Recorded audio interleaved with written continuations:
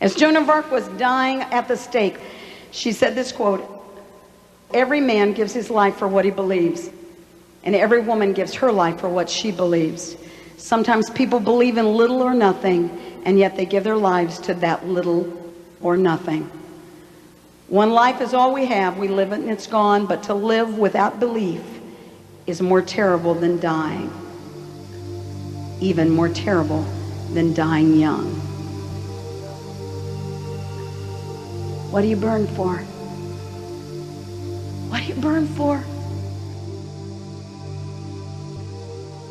Jim Elliot said the famous words years before his martyrdom, "That man is no fool who gives what he cannot keep to gain what he cannot lose." And he prayed as a young man, "God, I pray, light these idle sticks of my life, and may I burn up for thee. Consume my life, my God, for it is thine. I seek not a long life, but a full one like yours, Lord Jesus."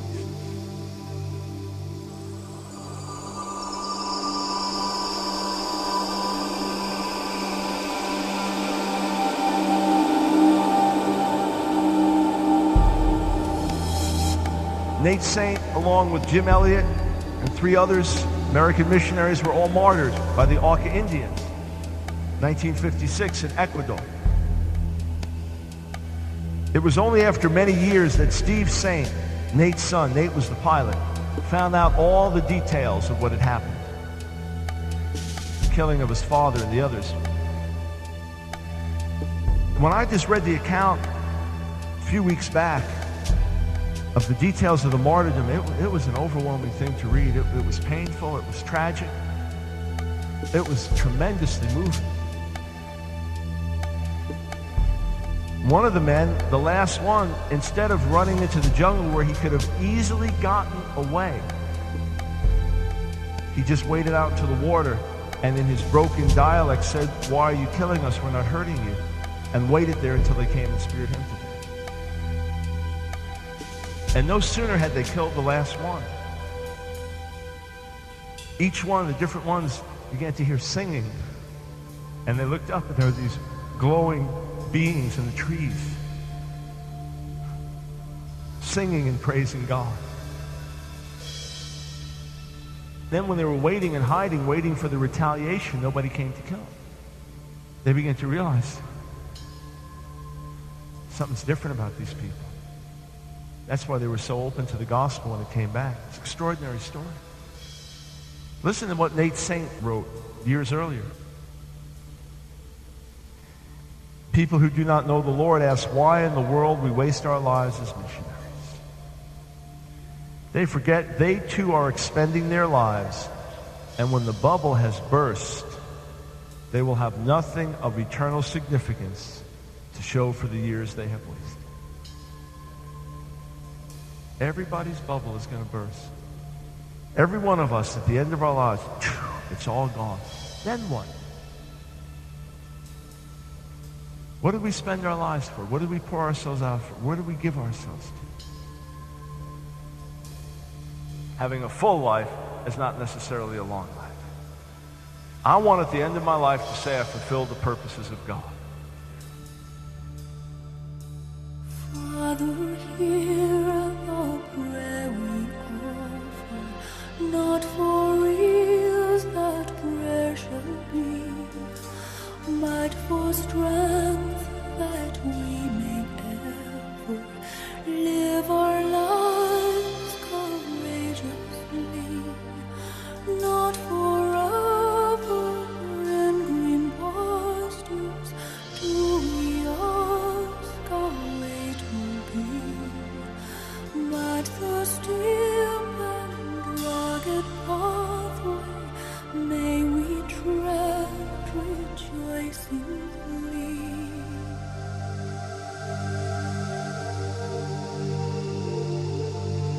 What's it going to be like for you if one day when you die and you make it to heaven, you made it in, and on that final day, you look around and there's that table you've heard all about, and it's time for the marriage supper of the Lamb. And angels are gathering around and they're placing everybody in their proper seats. They say, come here. This is where you're to seat at the marriage supper. And you sit down and you don't recognize anybody around you, but they're all former Christians, all on fire, people that got saved sometime in their life and they made it in. And across from you, a little girl, and you look at her.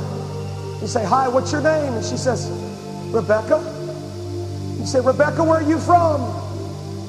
She says, Rome. And you say, Rebecca, would you talk to me just for a few minutes of how you got here? She said, well, we had a real hard life.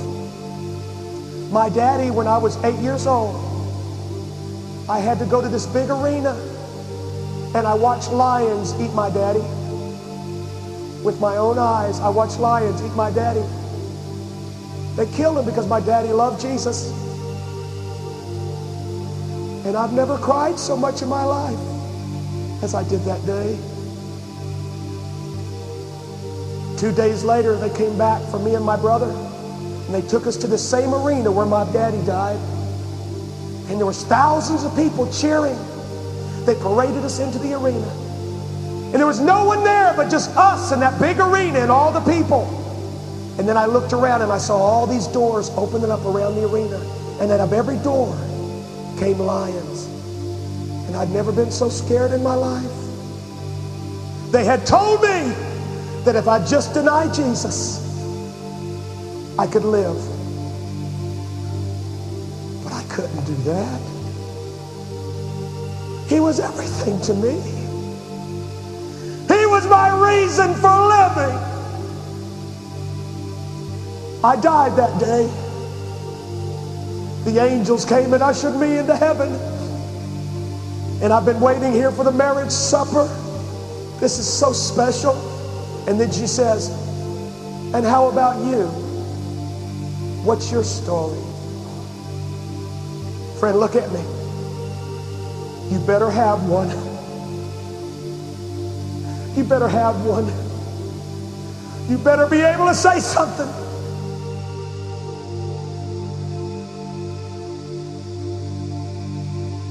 As a matter of fact, did you know that 160,000 people were martyred in 1996 for the cause of Christ? One minister was just killed in Cali, Colombia, where we're building a church. Why was he killed? Because the cartel members, drug addicts were being saved, dealers were being saved. What did they do? They killed the pastor. He told us to drop him off, but I said, no, just leave me here, I can walk.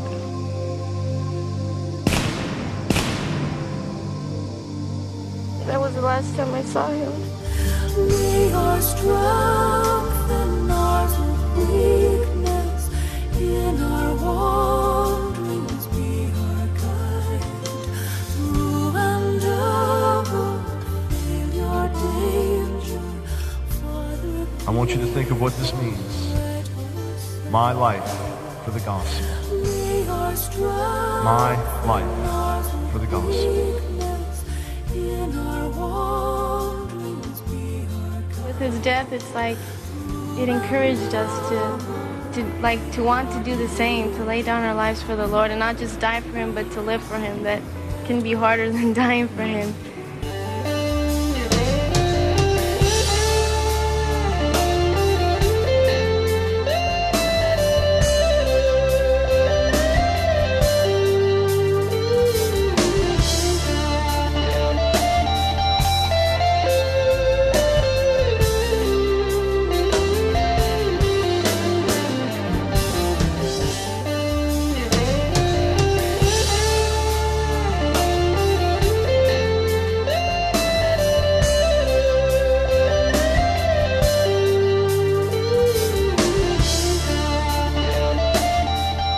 To see increasing opposition to the gospel message in days to come in America, because the gospel message is going to become increasingly biblical. The gospel message is going to become increasingly radical and revolutionary, and the gospel message is going to become a threat to this world system. The gospel is going to become an increasing threat to worldliness and materialism and greed. and the gods of sports, entertainment, fashion, the gospel is going to become an increasing threat to the rising tide of Satanism and false religions. And the results will be the same as in the book of Acts. Uproar, persecution, and great moving of God. And I believe we've come to the time for the accumulated prayers of the saints are arising in one generation. And God is going to answer all those accumulated prayers and remember all those covenants, and it's going to come down on you guys. I'm telling you, young kids, I believe the greatest awakening is coming to your lives, to this generation. But it is preceded by generations of mothers and fathers who have been crying out for the manifestation of a generation that would bomb the earth. I tell you what, we stand on the shoulders of forefathers and foremothers who have paid a price.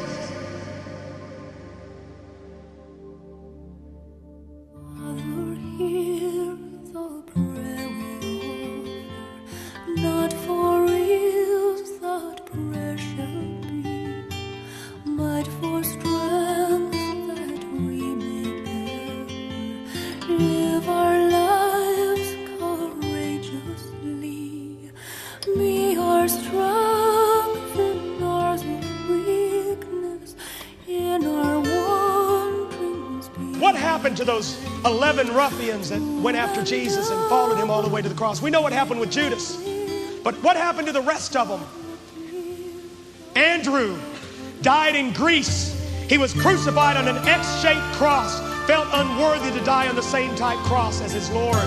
Bartholomew was preaching in India. He died a martyr's death. He was filleted alive with knives. James the elder was martyred first. He was slain by Herod Agrippa. James the Lesser was crucified in Egypt. His body was sawed in pieces. John the Revelator, an attempt was made on his life by giving him a chalice of poison from which he drank, and God spared him. He died of natural causes. Jude was killed. He was shot with arrows at Mount Ararat. Matthew laid down his life for Jesus. History records he became a missionary and disappeared during his labors. Peter was martyred. He requested that he might be crucified upside down. He felt he was not worthy to die as his Lord had died. Philip died by hanging. While he was dying, he requested that his body be wrapped, not in fine linen, but in papyrus, for he was not worthy that even his body should be treated as the body of Jesus had been treated. Simon the Zealot, tradition says he died on the mission field as a martyr. Thomas, tradition says that he was commissioned to build a palace for the king of India. There he was killed with a spear as a martyr. Man, you guys inspired me, man. I want to be able to talk to them. I want to be able to look at them, and I want them to look at me, and I want them to say, "Well done, Steve."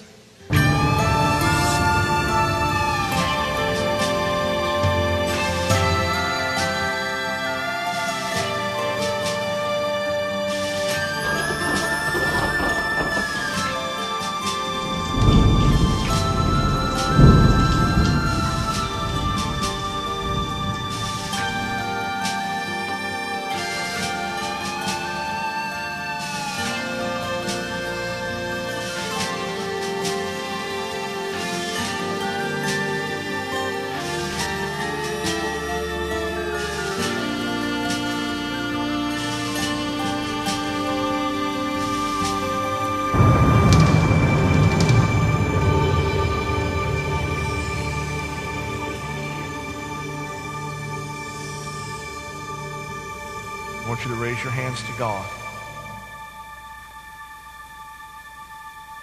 Say this with me. Heavenly Father, search my heart. Examine me even now. But this is my desire. My life for the gospel. Whatever it takes, Lord, make it real, that I may live a life that makes sense in the light of eternity. Jesus, my life for you.